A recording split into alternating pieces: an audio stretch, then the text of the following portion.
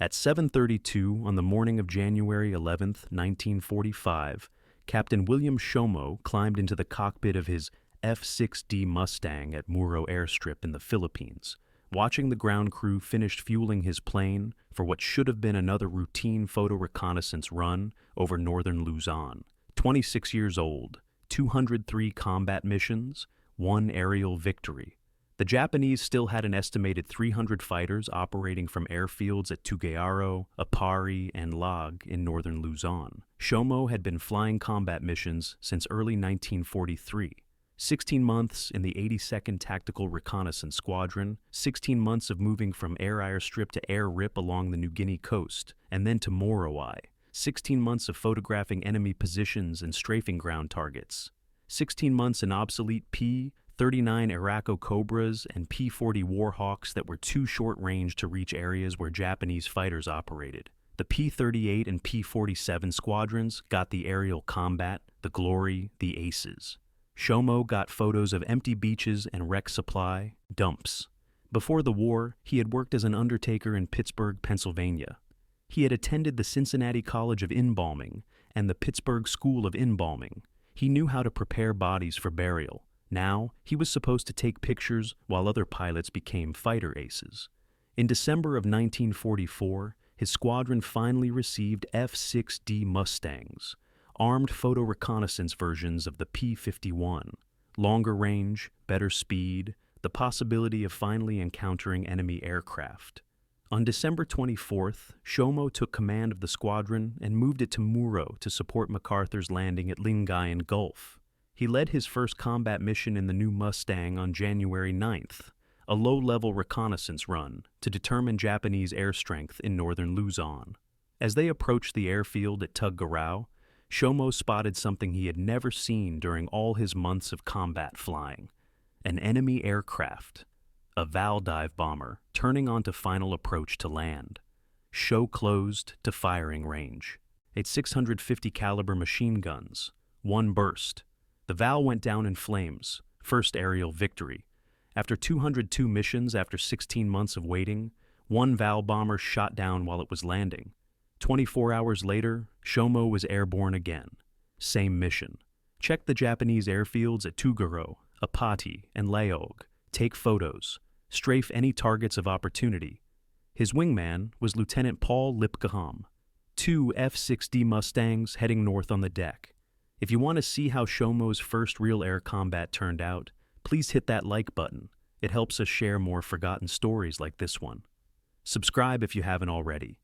Back to Shomo. They were flying at 500 feet, below radar coverage. Standard procedure for photo reconnaissance missions. The weather was clear, visibility unlimited, perfect conditions for photography, perfect conditions for spotting enemy aircraft. At approximately 900 hours, Shomo looked up. 2,000 feet above them, flying south, coming directly toward them.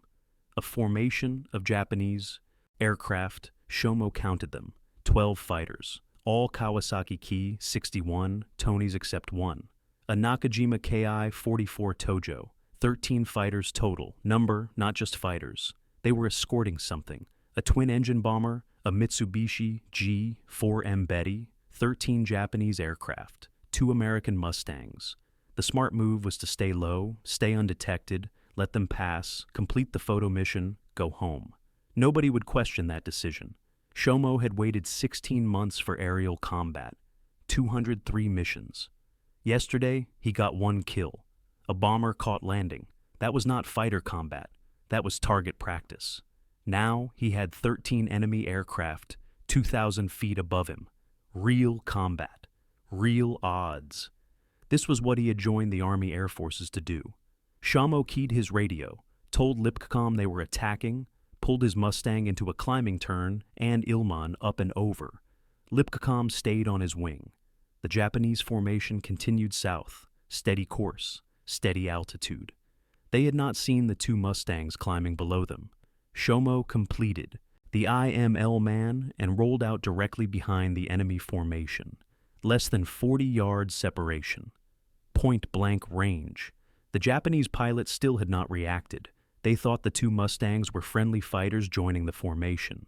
Some of the Tony pilots opened their canopies, waved. One pilot stood up in his cockpit and waved his arm. Shomo opened fire. The leader of the trailing element exploded first. Shomo's 650 caliber guns firing convergent patterns at less than 40 yards. The Tony disintegrated in midair, pieces of wing and fuselage tumbling through the formation. Shomo shifted his aim to the wingman. Another burst. The second Tony caught fire and fell away burning. 2 kills in the first 3 seconds. The Japanese formation broke. Pilots realized they were under attack. Some tried to turn into the threat.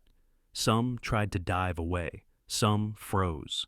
The neat formation dissolved into chaos. Shomo attacked the second element from the left side, closed to minimum range, fired. The third, Tony exploded and fell, flames and smoke marking where it had been. 3 kills in approximately 10 seconds. The remaining Japanese pilots were forming for a counterattack, trying to use their numerical advantage, trying to get organized. Shomo did not give them time. He moved to the opposite side of the formation, hit a 4th Tony. It exploded and dropped out of the sky. 4 fighters down. The Betty bomber was trying to escape, diving away, losing altitude, attempting to get low where the terrain might offer some protection. 2 Tony fighters stayed with it, escort duty, protecting the bomber even while their formation was being destroyed. Shomo rolled inverted and pulled through a split S maneuver, diving below the bomber, coming up underneath it.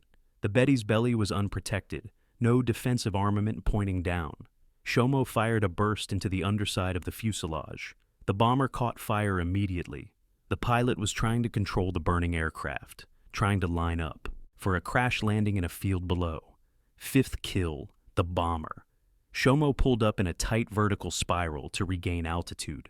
The Nakajima Tojo had locked onto his tail. The Japanese pilot was firing, tracer rounds passing close. The Tojo was a fast interceptor, good climb rate, dangerous opponent. Shomo kept the spiral tight. The Mustang could outturn the Tojo at low speeds. The Japanese pilot kept firing, kept trying to get lead. The Tojo began to lose airspeed. The nose dropped. The fighter stalled and slipped away into a cloud layer below. Below him, the Betty exploded. The crash landing had failed. The bomber erupted in flames as it hit the ground. Shomo was so close that his Mustang lurched from the blast wave. Debris from the Betty pelted his aircraft, small impacts along the fuselage and wings. The 2 Tony escorts that had stayed with the bomber broke away, flying low, trying to escape. Shomo rolled into a dive, came down behind them. They were on the deck now, less than 300 feet, flying flat out. Shomo caught the first one. A short burst. It crashed in flames. 6th kill.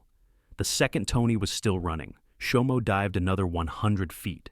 Nearly at ground level now. Pulled lead. Fired. The 7th Tony went down burning. 7 kills, 6 minutes of combat, maybe less.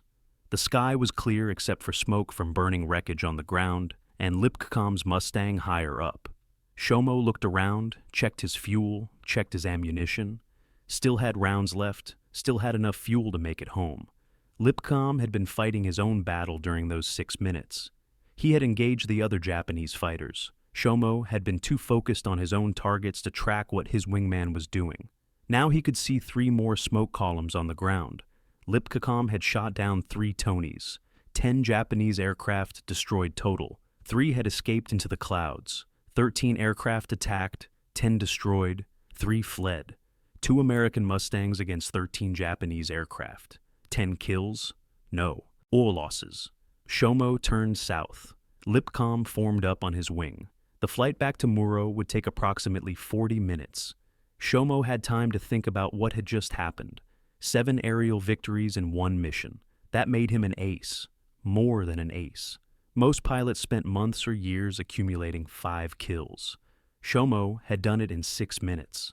After waiting 16 months for the opportunity, the ground crews at Muro knew the tradition. When a pilot scored an aerial victory, he celebrated with a barrel roll over the airfield before landing. A victory roll. 1 roll for each kill. Sho was going to need 7 rolls. The brass were going to think he had lost his mind. Nobody got 7 kills in 1 mission. Nobody would believe it until they heard the full story. He still had 40 minutes to figure out how to explain what had just happened over northern Luzon. Shomo crossed the coastline at Lingay and Gulf at 10:47. Muro Area Strip was 20 minutes ahead. He had used the flight time to review the combat in his mind. Every maneuver, every shot, every kill. The story had to be accurate, had to be believable. 7 aerial victories in one mission sounded impossible. He could see the airstrip now. 2 runways, rows of aircraft, support buildings. The 82nd Reconnaissance Squadron operations tent. Ground crews would be waiting. They always waited when missions were overdue or when pilots were returning from combat. Shomo keyed his radio, called the tower, reported 2 F-6D Mustangs inbound, no damage, no casualties, 10 enemy aircraft destroyed. There was a pause. Then the tower asked him to repeat. Shomo repeated, 10 enemy aircraft destroyed, 7 by him, 3 by Lieutenant Lipscomb. Another pause, then clear to land. Shomo was not landing yet. He had 7 barrel rolls to perform. First, he came in low over the field, pulled the Mustang into a victory roll. The aircraft rotated smoothly. 1 complete rotation. The ground crews were already gathering, watching. He leveled out and climbed again. 2nd barrel roll, clean, precise.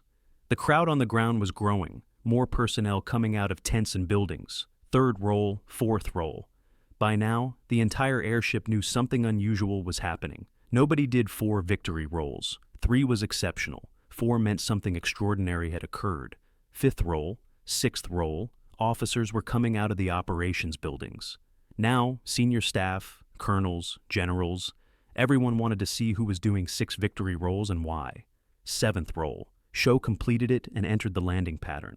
Lipscomb was still holding overhead, waiting his turn. He would do 3 rolls, 3 kills. Impressive by any standard, overshadowed completely by what Shomo had just done. Shomo touched down at 11:09 local time, 2 hours and 27 minutes after takeoff. 6 of those minutes had changed everything.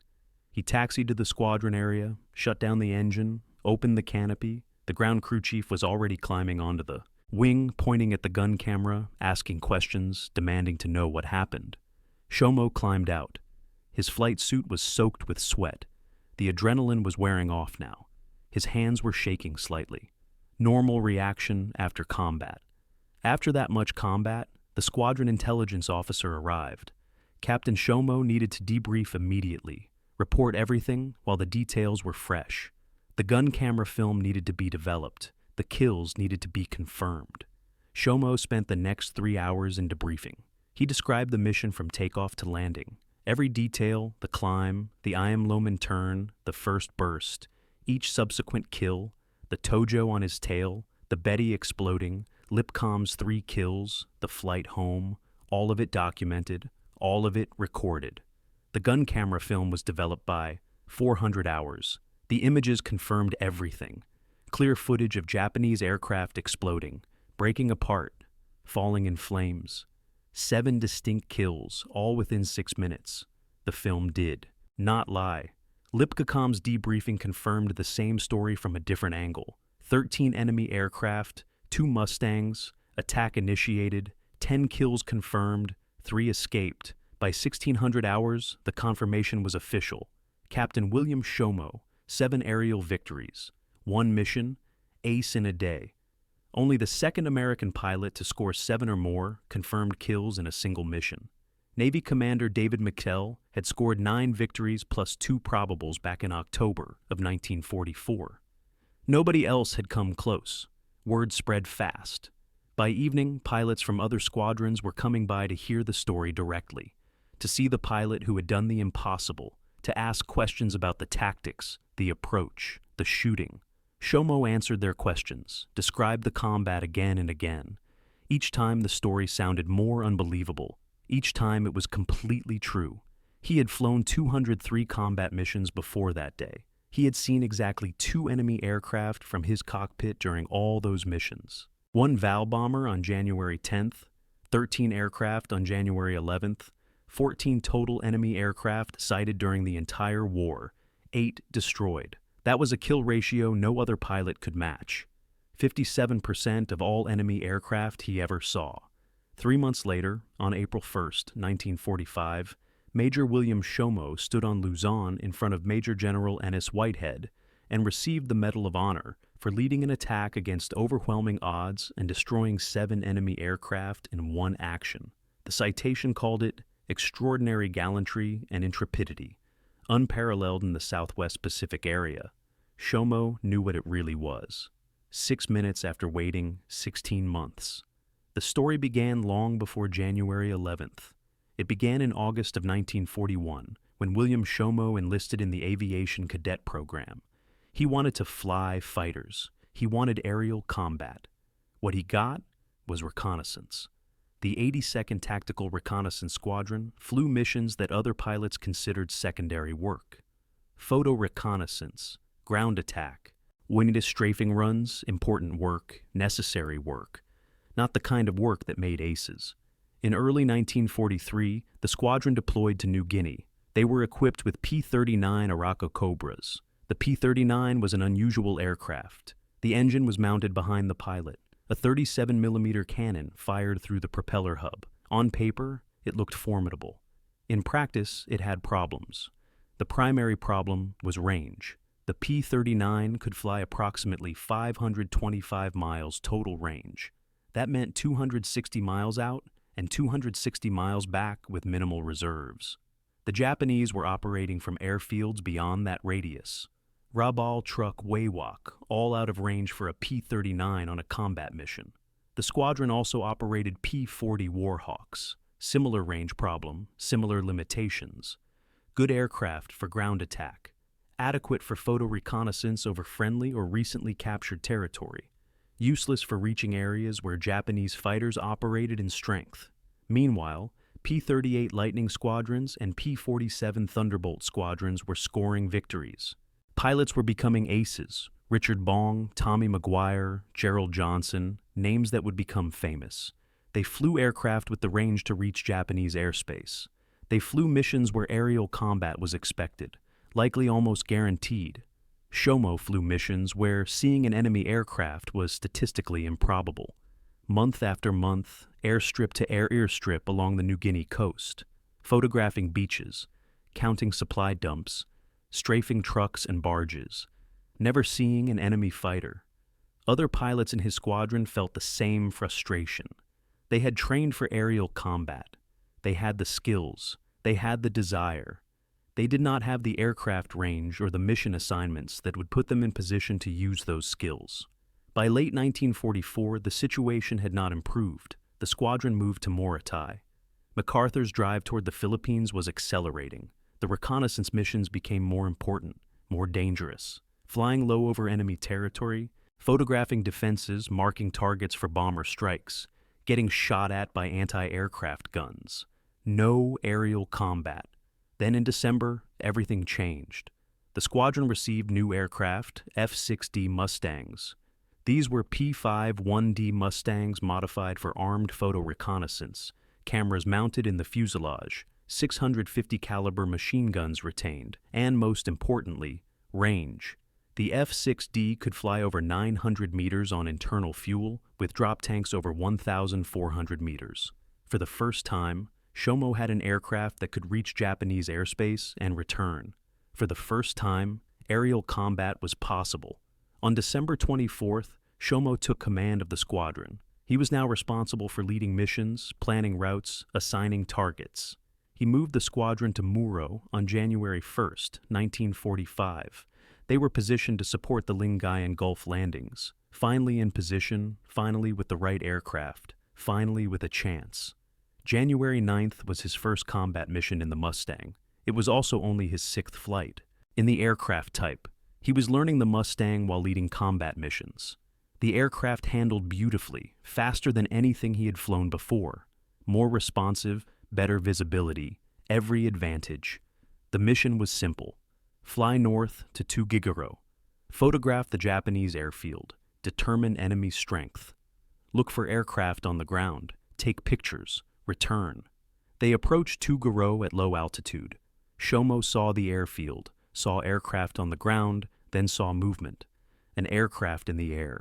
A Val dive bomber on final approach, landing. Shomo had a choice.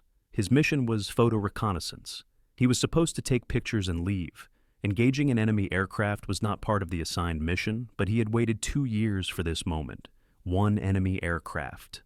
Finally, he closed on the vow. The Japanese pilot was focused on landing, did not see the Mustang approaching from behind. Shomo opened fire at close range. The vow caught fire and crashed short of the runway. 1. Victory. First kill. After 202 missions, after 28 months of combat flying that night, Shomo could not sleep. He kept thinking about the next mission. What if he saw more enemy aircraft? What if the opportunity came again? What if he finally got the aerial combat he had been waiting for since 1941? 24 hours later, he got his answer. The mission on January 11th started as routine. Photo reconnaissance over northern Luzon. Check 3 airfields, Tagaro, Apari, Loag. Document Japanese air strength. Returned with intelligence for the upcoming ground operations. Lieutenant Paul Lipcomb was 23 years old. He had joined the squadron in late 1944. Experienced pilot, good formation flyer. This was his first mission where aerial combat was a realistic possibility. He was flying as Shomo's wingman. His job was to stay in position, protect Shomo's blind spots, engage any threats that appeared. Neither pilot expected to find 13 enemy aircraft in one formation. The Japanese were withdrawing strength from northern Luzon in January of 1945. American forces had landed at Lingayen Gulf on January 9th. The invasion was succeeding. Japanese commanders were pulling aircraft back to Formosa, consolidating forces, preparing for the defense of the home islands. That Betty bomber Shomo encountered was likely carrying important personnel or critical cargo. 13 fighter escorts for one bomber meant high value. The Japanese did not waste that many fighters on routine transport missions. Something or someone aboard that Betty was important enough to justify a massive escort. The fighters were a mix of types: 11 Kawasaki Ki-61 Tonys, 1 Nakajima Ki-44 Tojo. The Tony was Japan's answer to American fighters like the P-38 and P-47. Inline liquid-cooled engines similar to German fighters. Top speed around 360 miles per hour at altitude. Armed with 2 12.7mm machine guns and 2 20mm cannon. Decent aircraft, not exceptional. The Tojo was faster. Interceptor design. Top speed around 375 miles per hour. Better climb rate than the Tony, armed with 4 12.7mm machine guns or 2 20mm cannon depending on variant. Designed to climb fast and hit hard, the F-6D Mustang Shomo was flying had advantages. Top speed around 437 miles per hour. Faster than either Japanese type. Better dive performance. 650 caliber machine guns with combined firepower that could destroy a fighter with a 1 or 2 second burst. But technical specifications meant nothing if the pilot did not use them correctly. Speed advantage was irrelevant if the enemy saw you first and got into firing position. Firepower meant nothing if you could not get close enough to use it. The Mustang gave Shomo tools. He still had to use them effectively. The tactical situation on January 11th favored Shomo in several ways. First, altitude. The Japanese formation was at 2,500 feet. Shomo was at 500 feet. He could climb into a perfect attack position while remaining unseen. The Japanese pilots were looking ahead and above, not below. Second surprise, the F-6D Mustang was new to the theater. Most Japanese pilots had not encountered Mustangs yet. They were familiar with P-38s and P-47s. When they saw 2 fighters climbing toward their formation, they assumed friendly aircraft, Tonys, coming to join the escort. That assumption gave Shomo several crucial seconds, enough time to get into point-blank range before the Japanese realized their mistake. Third, training. Shomo had spent 3 years preparing for aerial combat. He had studied tactics, practiced gunnery, analyzed gun camera footage from successful pilots. He knew how to lead a target, how to estimate range, how to manage ammunition, how to keep situational awareness during high-speed maneuvering. He had the theoretical knowledge. He had never applied it in actual combat until January 10th. 1 kill against a landing bomber did not count as real experience. January 11th would be different. This would be combat against alert fighters, against trained pilots, against aircraft that could fight back. Lipcom had less experience, newer to the squadron, fewer total flight hours in combat, but he understood his role: stay with the leader, cover his attacks, engage targets of opportunity, do not break formation unless necessary. The flight north to the target area took approximately 50 minutes, standard altitude 500 feet below radar, flying over water and then over the northern coast of Luzon. Weather was perfect: clear skies, unlimited visibility, good conditions for photography. Also, good conditions for spotting enemy aircraft at distance. At approximately 0900 hours, Shomo saw them high above formation of aircraft heading south. He counted quickly: 13 total, 12 fighters, 1 bomber. He had 2 choices: continue the mission, avoid contact, complete the photo reconnaissance and return safely, or attack, risk everything for the possibility of aerial combat. After waiting 3 years, the choice was obvious. Shomo keyed his radio, told Lipcom they were engaging. He did not wait for acknowledgement. He pulled the Mustang into a climbing turn, an IML man maneuver, up and over, gaining altitude while reversing direction. Textbook tactical approach. Lipcom followed. The 2 Mustangs climbed from 500 feet toward the Japanese formation at 2,500 feet. 2,000 feet of vertical separation, closing rapidly. The Mustang climbed at approximately 3,000 feet per minute at combat power, less than a minute to reach attack altitude. The Japanese formation maintained course and speed, flying south, heading away from the American fighters, climbing behind them. No evasive action, no indication they had spotted the threat. Shomo completed the Immo man and rolled out behind the enemy formation. He was now at their 6 o'clock position, directly astern, the most vulnerable position for any formation. He closed the distance rapidly. The Mustang was faster than the Tony's in level flight. He had overtake speed.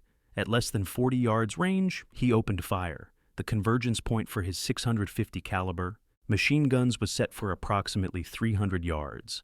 At 40 yards, all 6 gun streams were still spreading slightly. But at that range, accuracy was nearly guaranteed.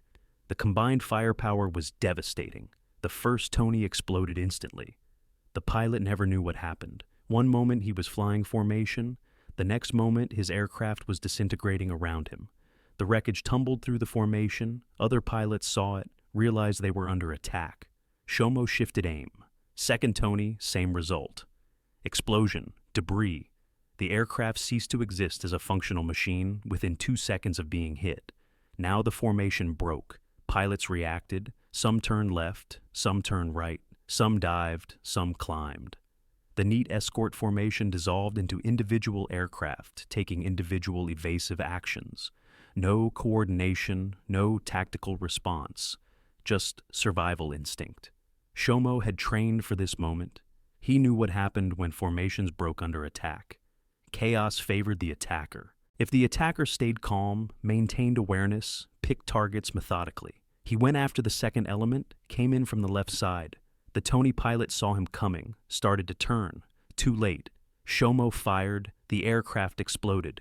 3 kills. The remaining Japanese pilots were trying to form some kind of defensive response. They had numbers 13 against 2. If they could coordinate, get organized, use their numerical advantage, they could overwhelm the American fighters. Shomo did not give them time. He moved to the opposite side of the disintegrating formation, found another target, fired. 4th Tony destroyed. The Betty bomber was diving away, losing altitude fast, trying to escape while the fighters engaged the Americans. 2 Tony stayed with it. Loyal escort protecting the bomber even while their own formation was being annihilated. Shomo inverted and pulled through into a split S, rolled upside down, pulled the nose down toward the ground. A diving attack. He came out below, the Betty underneath where the defensive guns could not reach. The Betty had guns in the tail, guns in the nose, guns in the top turret, no belly guns. He pulled up into a steep climb, directly below the bomber, closed to minimum range, fired into the underside. The Betty caught fire. The pilot tried to control it, tried to set up for an emergency landing. The bomber was still flyable, but burning. 5th kill confirmed. Shomo pulled up and climbed. The Tojo was on him immediately. The The Japanese pilot had seen what Shomo was doing, had maneuvered into position. Now he was firing. Tracer rounds streaking past the Mustang's canopy. Sho pulled hard into a vertical spiral, tight turn, maximum G-force. The Mustang could handle it. The airframe was strong. He pulled tighter.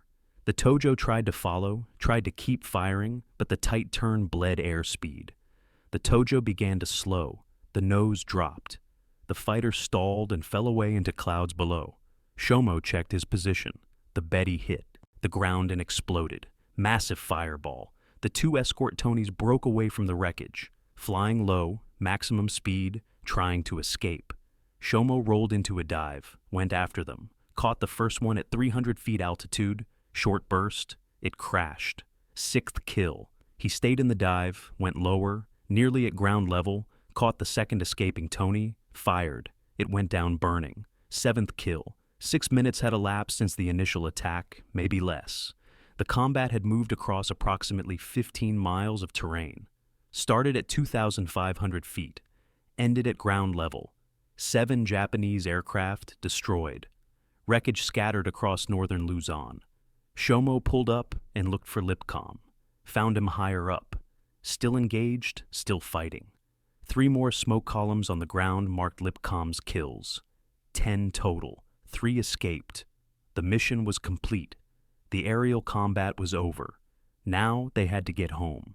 Sham checked his fuel gauge. He had enough to make Muro with reserves. The combat had consumed ammunition, but relatively little fuel. The entire engagement lasted 6 minutes. High intensity, short duration. The Mustang's fuel tanks were still more than half full. He scanned the sky one more time. No additional enemy aircraft. The 3 Tonys that escaped had disappeared into cloud cover. They were not coming back. They were running for Formosa or another Japanese-held airfield, running to report what had happened. 13 aircraft, 10 destroyed, 3 survived. Lipscomb formed up on Shomo's wing. The 2 Mustangs turned south. Flight time to Muro would be approximately 40 minutes. Time to process what had just occurred. In 6 minutes, Shomo had accomplished what most fighter pilots never achieved in entire combat careers. 7 confirmed aerial victories. The definition of a fighter ace was 5 confirmed kills. Shomo had exceeded that by 2 in 1 mission, in 6 minutes. Only 1 other American pilot had scored more victories in a single mission. Navy Commander David McSell. October 24th, 1944. 9 confirmed kills plus 2 probables during the Battle of Lee Gulf. McCampbell was already a legend. Multiple aces in the Navy knew his record. Shomo had come close to matching it, but McKell had accumulated previous victories before that mission. He had experience, combat-proven tactics, confidence built through dozens of engagements. Shomo had 1 previous kill, a Val bomber caught landing. His combat on January 11th was essentially his first real air-to-air engagement against alert armed fighters. The gun camera footage would tell the complete story. Every kill recorded, every maneuver documented. The film would be analyzed by intelligence officers, by tactics instructors, by other pilots looking to learn. 6 minutes of combat that would be studied for years. After landing and debriefing, word spread beyond the 82nd Squadron. Beyond Muro, radio messages went to 5th Air Force headquarters, to General Kenny's staff, to MacArthur's command. Captain William Shomo had destroyed 7 enemy aircraft in 1 mission. Confirmation pending gun camera review. If confirmed, this was exceptional. By January 12th, the confirmation was official. 7 kills. Lipcom's 3 kills also confirmed. The mission report went into permanent records. Shomo's name went onto the list of American aces. Not just an ace achieved in 1 day. The recognition came fast. Within weeks, recommendations for the Medal of Honor were drafted, submitted, approved. The medal was America's highest military decoration, reserved for actions above and beyond normal duty. Actions that demonstrated extraordinary gallantry under extreme circumstances. Attacking 13 enemy aircraft with only 2 fighters qualified as extreme circumstances.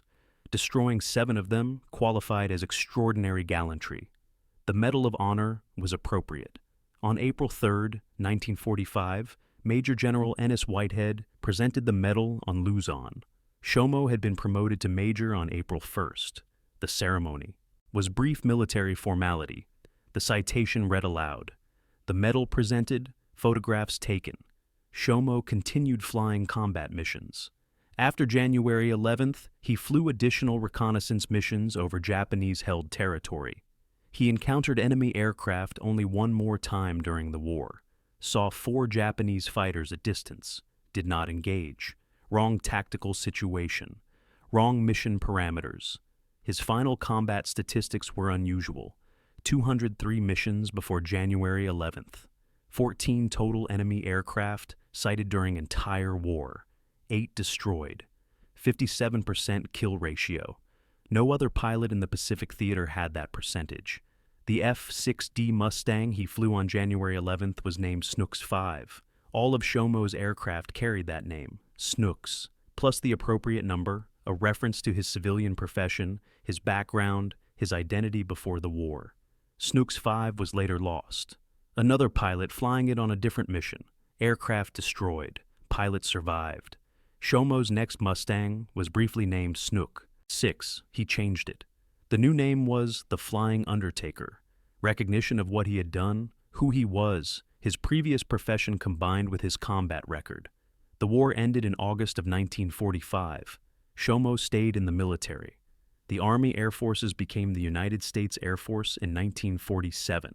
He transitioned to the new service, continued flying, continued serving. He was promoted to lieutenant colonel on February 20th, 1951. Retired in 1968 after 27 years of military service. Returned to Pennsylvania. Returned to civilian life.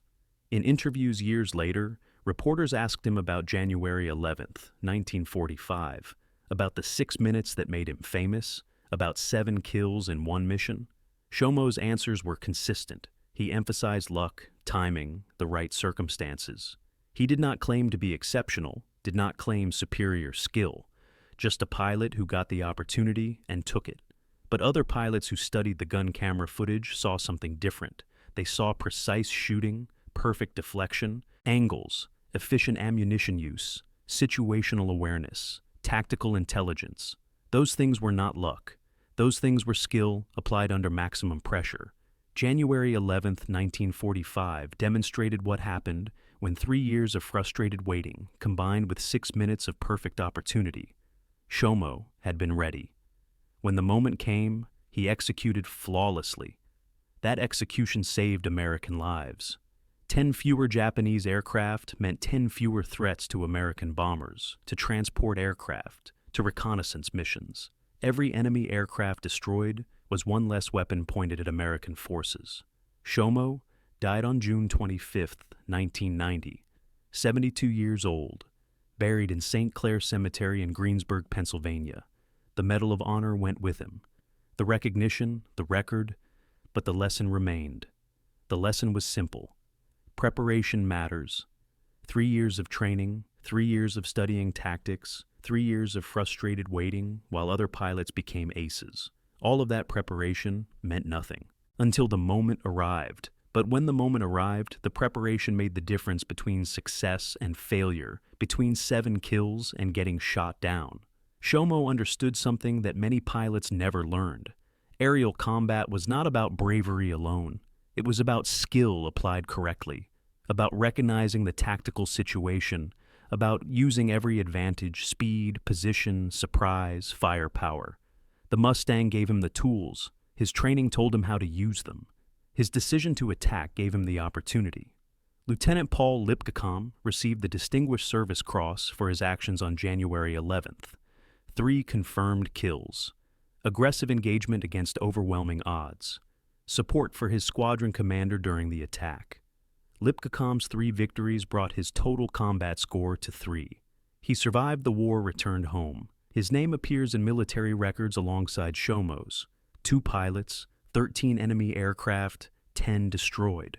The 3 Japanese pilots who escaped carry the story back to their commanders. 13 aircraft attacked by 2 American fighters, 10 destroyed in 6 minutes. The report was difficult to believe, but the evidence was undeniable.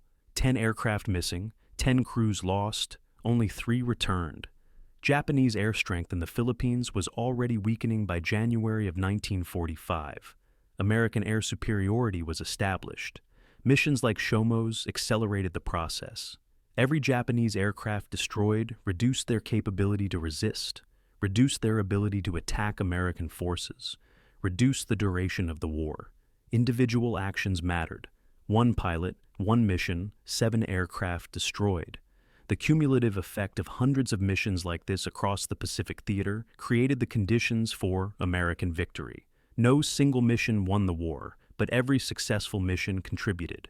The Medal of Honor citation for William Shomo emphasized his decision to attack despite overwhelming odds. 13-2. Most tactical doctrine would call that suicide. Most pilots would avoid engagement, complete the assigned mission, return safely. No criticism for that choice. Shomo chose differently. He had waited 3 years for aerial combat. The opportunity appeared. He took it. The citation called it gallantry and intrepidity accurate description. It was also calculated risk based on tactical advantage, altitude, surprise, position, speed, firepower. All favored the attack if executed correctly. The execution was flawless. 7 aircraft destroyed, 0 damage to his Mustang, 0 casualties on the American side. Perfect tactical outcome. The kind of outcome that becomes legend. Years after the war, military historians analyzed the combat. They studied the gun camera footage, reviewed the tactical decisions, examined the results. Their conclusion was consistent. Shomo's attack on January 11, 1945, represented one of the most successful fighter engagements in the Pacific War, measured by kills per minute, by efficiency, by tactical or execution. The story spread beyond military circles. January 11th became known among aviation enthusiasts, among historians, among people interested in World War II. The pilot who waited 3 years and then became an ace in 6 minutes. The undertaker who destroyed 7 Japanese aircraft in 1 mission. Shomo rarely spoke about it publicly. When he did, he remained humble, deflected praise, emphasized the role of his wingman, the capability of the aircraft, the training he received, the luck of being in the right position at the right time. Other pilots who knew him disagreed with the luck assessment. They had seen his flying, his gunnery scores, his tactical knowledge. They knew the difference between luck and skill. January 11th was skill. The name Snooks appeared on 6 different aircraft during Shomo's career. The final aircraft, the Flying Undertaker. That name told the complete story. His civilian profession, his military achievement, the combination of both identities into one. Legend. If this story moved you the way it moved us, do me a favor, hit that like button. Every single like tells YouTube to show this story to more people. Hit subscribe and turn on notifications. We're rescuing forgotten stories from dusty archives every single day. Stories about pilots who saved lives with 6 minutes of perfect execution. Real people, real heroism. Drop a comment right now and tell us where you're watching from. Are you watching from the United States, United Kingdom, Canada, Australia? Our community stretches across the entire world. You're not just a viewer, you're part of keeping these memories alive. Tell us your location. Tell us if someone in your family served. Just let us know you're here. Thank you for watching, and thank you for making sure William Shomo doesn't disappear into silence. These men deserve to be remembered, and you're helping make that